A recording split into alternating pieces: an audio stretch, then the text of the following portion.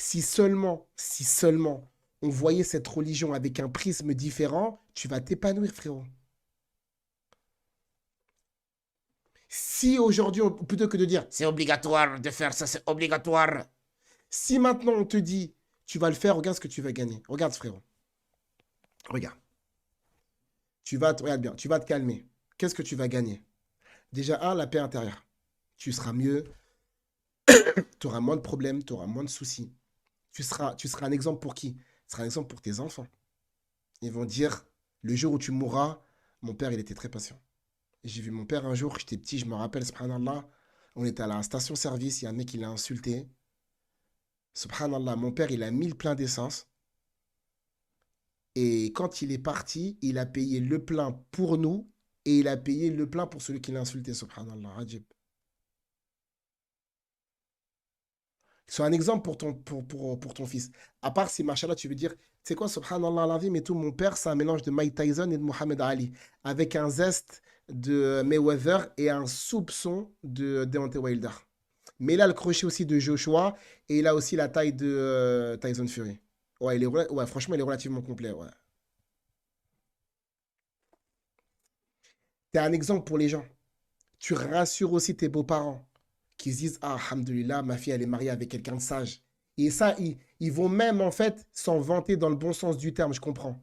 De dire, Mashallah, mon beau-fils, il est, comme dit chez nous, il est bien. Comme dit chez nous, il est bien, il est bien. Comme dit chez nous les tatans. Hafidhahunallah. Tu vois? Olema, il est bien. Il est bien. Ils disaient les mamans chez nous.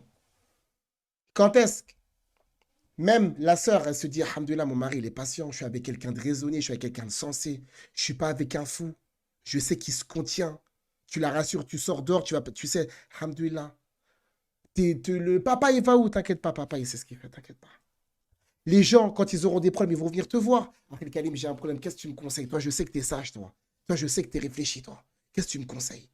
De l'autre côté, des gens, ça se trouve, tous, c'est même pas des musulmans. Ils vont te voir, ils vont dire, non, les musulmans, c'est quelque chose, Harry. C'est ça que tu as gagné, Harry. On a trop de choses. Tu sais, le changement, il est dur, mais il est bon. Parce que tu as énormément de choses à gagner. Pour toi, pour tes proches, pour le monde, pour ta communauté. Tu vas influencer parce qu'on sait que c'est le fantasme absolu de beaucoup de personnes. C'est ça les véritables influenceurs.